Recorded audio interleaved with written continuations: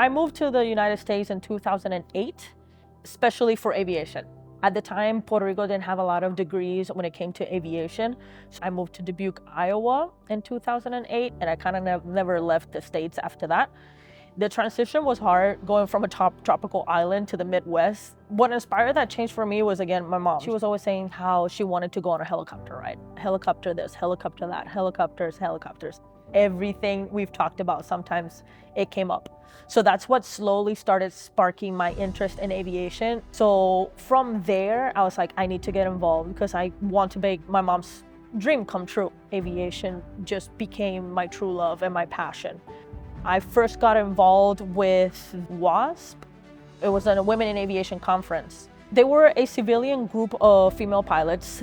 During the World War II period, the Army created this program where they brought off-the-street pilots, in a sense, to help out with the volume of missions and moving aircraft from one area to another. Now has evolved into this huge things of women in aviation itself.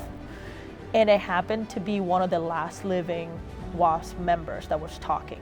Hearing all the challenges that she had to go through to even be part of the program is what got me more intrigued and more involved in the program itself. I got involved with Piedmont in 2019 and more so with the training department itself.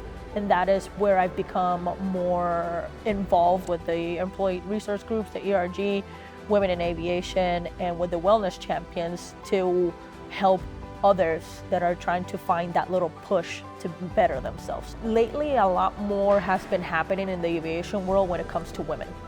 We've had our first Blue Angels pilot, and we've also had the first female pilot for the A-10 Warbirds performance team.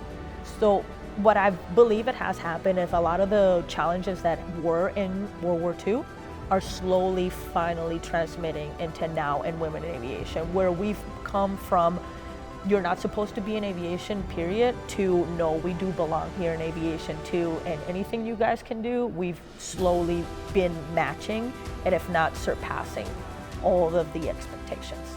I'm a combat engineer. The population for women in the combat engineer MOS is probably like 2% out of the whole Army. So being in that area where we're not supposed to be there and then surpassing all those expectations is what I have brought from their history to what I'm doing now. Piedmont can continue to promote diversity and inclusion for women. The ERG groups have helped other people find new passions or new things to be excited about. Don't get satisfied with the things that you've done. Always shoot for more once you achieve the goals that you've set in mind.